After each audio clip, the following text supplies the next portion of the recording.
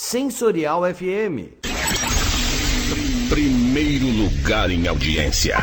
Conquistando você com som e qualidade. Aqui. Sensorial FM. Fique ligado, vem aí a próxima atração.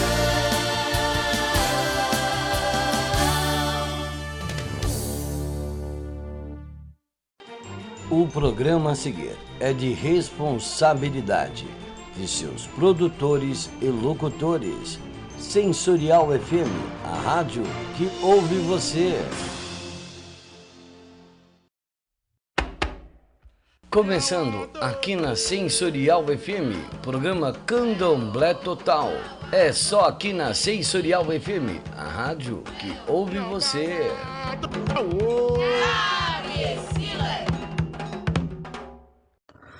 Muito boa tarde, meus amigos da Sensorial FM, aqui Gislaine Vicente com vocês em mais uma quarta-feira, neste Candomblé Total, na melhor web rádio, e é lógico, vamos falando das coisas que acontecem não só de fundamento, mas também da atualidade, coisas que vão nos afetando e, claro, coisas importantes para os candomblecistas, principalmente de Queto, mas sem esquecer Angola, Jeje. E vamos lá, já deixando os nossos contatos. Para você que quer mandar alguma pauta, algum comentário, desde já eu agradeço todas as pessoas que têm entrado em contato com a gente. Aos poucos nós vamos atendendo a todos os pedidos. E mesmo às vezes como é só uma palavra de carinho, que é muito grande, é muito importante o seu feedback para a gente. E sempre agradecendo aqui ao Babá Ronald Ed pela oportunidade. E lógico que a gente vai introduzir novas ferramentas, novidades aqui no nosso programa, de acordo com o que a gente vai conseguindo ao longo do tempo, também com a colaboração de vocês. Então, uma pauta, críticas construtivas, informações, comentários. Por favor, envie para a gente, pode ser aqui pelo site da rádio, da Sensorial FM, pode ser pelo meu WhatsApp 11 977 547604, meu e-mail gislainevicente07@gmail.com, o meu Facebook é Gislaine Araújo, embaixo tem Gislaine Vicente, na mesma página, e ali também você tem o Messenger, pode conversar comigo também por ali, por esse bate-papo instantâneo, né? Além também do Instagram, Gislaine Vicente, Gislaine.vicente9, tem o Gislar96 também. E esse mês de dezembro aqui a gente tem uma data muito importante, comemorada recentemente, que é o 8 de dezembro. Dia de Oxum, dia de Nossa Senhora da Conceição, dia de Iemanjá, dia de Nossa Senhora das Candeias. O sincretismo sempre muito presente em tudo em que se diz respeito ao candomblé. E nós temos que ser gratos, apesar de muitas críticas, muitos senões em torno da Igreja Católica, a gente tem que ser muito grata, porque a Igreja Católica nos serviu muito de cortina de fumaça, vamos dizer assim, para que os nossos ancestrais, os nossos antepassados, os nossos ascendentes pudessem cultivar sua crença, pudessem louvar seus orixás, seus inquices, seus woduns, suas entidades todas, caboclo, cigano e tudo mais.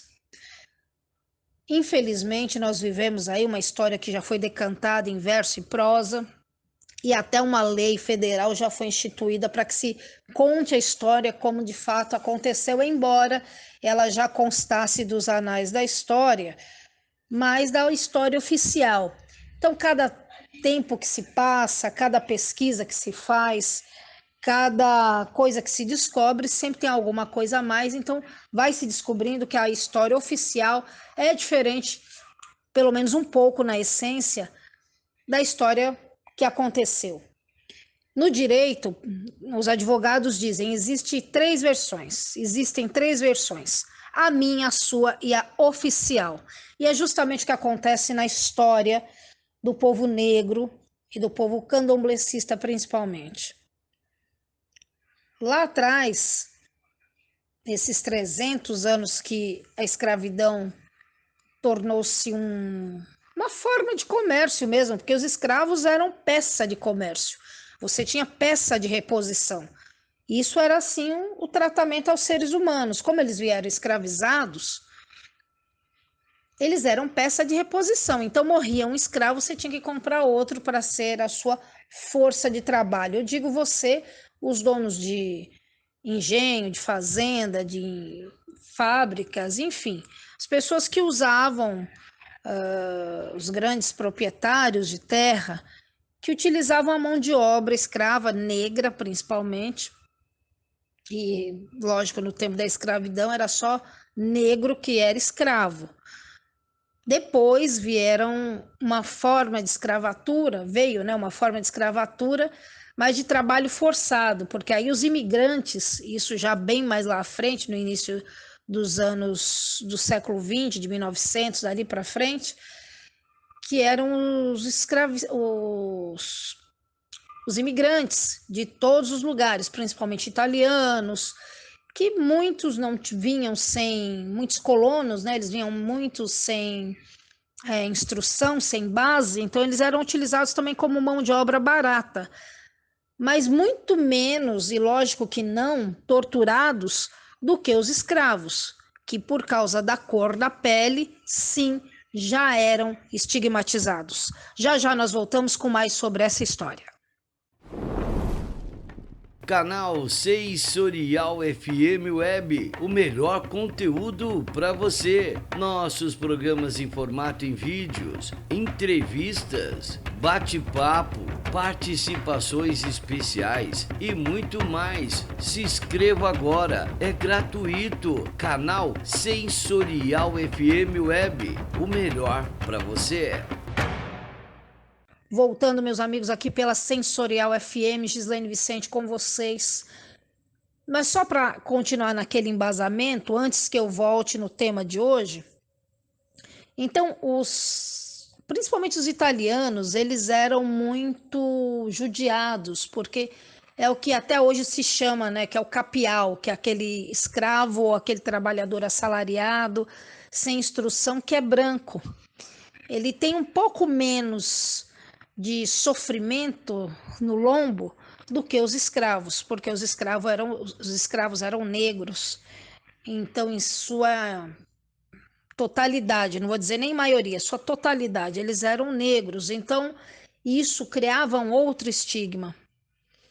Mais à frente foi o que aconteceu com os italianos que vieram trabalhar nas fazendas de café, de leite, erguer algumas cidades, estradas, mas aí já bem mais à frente, depois que a escravidão foi abolida do território nacional, e aí os imigrantes assumiram essa condição de trabalho forçado. Porém, eles tinham bem menos dificuldades, vamos dizer, do que na época da escravidão, evidentemente, porque a cada época que vai se avançando, algumas coisas vão surgindo, entre aspas, algumas facilidades, uma coisa ou outra vai surgindo para o trabalho das pessoas, ferramentas e formas de se encarar o trabalho escravocrata, que mesmo sendo um trabalho forçado, não deixa de ser escravidão. Voltando ao tema de hoje, eu estava abordando sobre o dia de Oxum, que foi comemorado, o que outros chamam de dia de Iemanjá, outros é o dia de Nossa Senhora das Candeias, de Nossa Senhora da Glória. Por quê? O sincretismo sempre foi muito, muito presente. E ele serviu, justamente como eu disse, eu falei cortina de fumaça, mas de cortina, porque por trás os africanos que vinham escravizados para cá, eles continuavam cultivando as suas religiões, a sua fé de Vodum, de Orixá, enfim, de tudo que eles tinham no plano espiritual, porém com uma cortina de fumaça, uma cortina, melhor dizendo, tampando qual era a real intenção deles. Enquanto eles estavam fazendo os ritos católicos, que naquela época era uma religião na sua maioria, no território, né? Tinha um território muito grande, com a maioria de pessoas cristãs. Eles estavam, na verdade, rezando. Quando eles rezavam para São Pedro, eles estavam rezando para Xangô. Quando eles estavam rezando para Jesus Cristo, eles estavam rezando para Oxalá. E para Oxum, dependendo do lugar, era Nossa Senhora das Candeias, Nossa Senhora da Glória, principalmente essas duas. E ainda, hoje em dia, ainda tem pessoas que comemoram no 8 de dezembro o dia de Iemanjá, também nesse sincretismo. Então ela vai fazendo esse contraponto e essa troca com Oxum. Às vezes é dia de Iemanjá, às vezes é dia de Oxum. Mas é porque na Bahia, o 2 de fevereiro, eles deixaram cunhado, né, próprio para Iemanjá. Então, 2 de fevereiro, na Bahia, ficou... E a Bahia, né, acaba ditando, entre aspas, essa moda para o resto do país. Então, 2 de fevereiro passou a ser o dia de Iemanjá. E 8 de dezembro, o dia de Oxum, que no sincretismo, como eu disse, Nossa Senhora da Glória, Nossa Senhora das Candeias. Alguns outros lugares tem Nossa Senhora das Cabeças. Enfim, todas as Nossas Senhoras acabaram sincretizadas com Oxum no dia 8 de dezembro.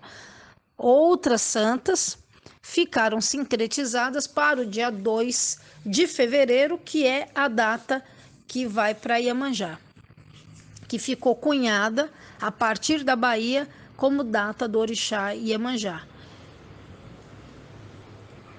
Por que eu digo que a gente tem que ser um pouco grata à Igreja Católica nesse sentido, apesar de tudo, se você for resgatar da Inquisição, de tudo ou mais? Porque no território brasileiro foi possível se fazer essa construção que se tem hoje do candomblé graças a essa parte da Igreja Católica, ou seja, os escravos se escondiam nos santos católicos, porque se não houvesse essa situação, não se teria possibilidade de cultuar os orixás. Não haveria possibilidade. Eles seriam totalmente tolhidos de tudo e mortos muito mais do que já foram, não só pelos maus tratos, mas pela crença que eles tinham naquele momento. Então era uma coisa bastante peculiar e salutar até, porque não havia outra forma de continuar com a religiosidade dentro de uma senzala se não fosse aqueles que podiam transitar com a casa grande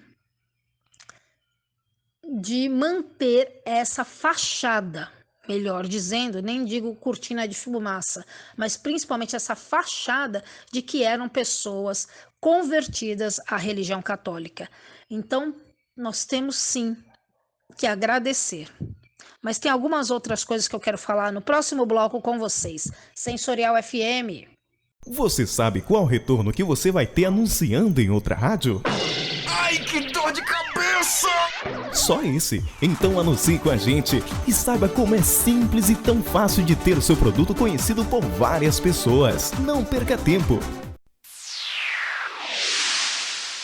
Anuncie 11 9 40 26 60 68. Sensorial FM, a rádio que ouve você. Gislaine Vicente, vocês aqui no Candomblé Total, todas as quartas-feiras a partir da 1h. Então eu dizia para vocês que essa gratidão que a gente tem que ter com a Igreja Católica tem que ser guardada à proporção, mas não se pode esquecer. Porque quando houve essa leva de escravos para cá, muitos tiveram que se tornar cristãos. Alguns africanos até mudaram de nome, né? Ficaram com aqueles nomes que vinham da origem portuguesa, porque naturalmente os católicos que vinham para cá eram portugueses, todo mundo de origem portuguesa. Então você tinha muitos e tem muitos africanos com nome de Pereira, Oliveira, Santos, Araújo, porque é tudo de origem portuguesa. Almeida, enfim, uma série de nomes que se reportavam a localidades de Portugal, principalmente, e o chamado, não só judeus novos, mas os portugueses que vinham de lá para cá. Então, para os africanos, eles acabavam fazendo uma catequização, vamos dizer, e trocando o nome de todo mundo. Os índios também passaram por esse aculturamento, ou essa aculturação, quer dizer, essa mudança na cultura primeira deles. Eles foram sendo adaptados para poder estarem a contento para as pessoas que tinham o poder naquele momento, que eram sim os senhores de engenho, os senhores grandes fazendeiros, que muitos que tinham aí suas províncias, né, que eram agraciados com títulos de barões, duques e por aí vai. A história conta tudo isso. E a história traz isso tudo no âmago da sua essência. Então, há que se comemorar alguma coisa pela sobrevivência em torno disso. Não quer dizer que isso tenha sido ideal, mas foi o que foi possível. Como se diz na pedagogia, você tem o ideal e o real. Era a realidade que se tinha, era o que se podia fazer naquele momento. E ainda hoje tem muitos resquícios dessa cultura. Por quê? Muitas pessoas que são feitas no santo, que se confirmam, que são raspadas, são catuladas no santo, vão para a missa vestidas de santo. Principalmente aqueles que deixam de ser abiã e vão ser iaôs. Muitas mães de santo, pais de santo, levam esses abiãs que são feitos de santo depois, que já são iniciados na religião, eles são levados para a missa. Então, essas pessoas acabam tendo esse sincretismo, até sem querer. Mas porque reza a tradição, é uma tradição. E isso vem de muito tempo atrás. E até para ter essa boa convivência, se a gente buscar na história, as primeiras Ialorixás, que eram maioria, depois os homens foram sendo babalorixás, mas principalmente as mulheres, que é uma religião que teve um matriarcado, tem um matriarcado, embora hoje em dia o patriarcado também é possível, também é presente, mas as mulheres que no começo eram quem ditavam as regras, as normas, porque começou-se com 3 africanas, o início do candomblé na Bahia. Então, essas mulheres ditavam como deveriam ser as coisas. Então, muito espertamente, muito inteligentemente, e aí ao longo até os dias de hoje, isso pode ser retratado inclusive na obra de Jorge Amado. Você tem lá Jubiabá, Terra dos Milagres, enfim, Tenda dos Milagres, melhor dizendo. Em muitos livros aí do Jorge Amado, você vê algumas coisas que são retratadas. E até quando foram para a mídia, para a televisão, sobretudo a Globo e outros diretores, como os Barreto, eles retrataram muito Cacá Diegues. Então, o Batista de Andrade, João Batista de Andrade, e muitos outros, Glauber Rocha, muitos outros cineastas retrataram tudo isso. Muitos e muitos cineastas aí, que eu não vou, me desculpem, que eu não vou lembrar o nome de todo mundo, mas eles retrataram muito a Bahia com essa essência. de que as mães de santo precisavam se aproximar das leis, das pessoas. E quem eram as leis? Quem ditava a ordem naqueles momentos? Principalmente os delegados, que entravam, que batiam, espancavam quem estava nos cultos, mas eles eram a representação da ordem. Então, muitas vezes eles apareciam para que se cumprisse a ordem de que fossem as pessoas modificassem renunciassem suas crenças e se convertessem ao cristianismo, ou a serem cristãos, para que estivessem prontos para ir para a missa. Então aquilo se perpetuou. E as mães de santo ainda acuadas, embora depois da lei do ventre livre, dos sexagenários e finalmente a lei, o inverso, né? Os sexagenários, depois a lei do ventre livre e finalmente a libertação dos escravos, a abolição. Elas precisavam se adaptar ao momento, porque se elas não se adaptassem àquele momento, elas não conseguiriam sobreviver. E aí não teríamos nem os descendentes que se tem hoje, e nem a liberdade que se tem, ainda que não seja o ideal, que haja ainda muito preconceito e muita coisa em torno disso tudo, mas porém, se não fosse a bravura daqueles primeiros, hoje nada disso, nem esse programa existiria e nem essa rádio. Então, lógico, nem a comunidade candomblessista estaria do século XX para cá, principalmente do final dos primeiros 50 anos do século XX para cá, né, dali dos anos 40 para cá, jamais a gente teria essa presença tão forte dos africanos entre nós. Já já nós voltamos com um pouquinho mais sobre essa história aqui na Sensorial FM. A Manco é parceria além da obra. Ô, seu Maravilha, chega mais. Ó, troquei toda a parte elétrica e hidráulica. O segredo aqui tá na escalação, é tudo a Manco. Rapaz, Matia, você é parceiro mesmo, hein? Ficou maravilha. E usando a Manco, né, seu Túlio? É golaço. Golaço?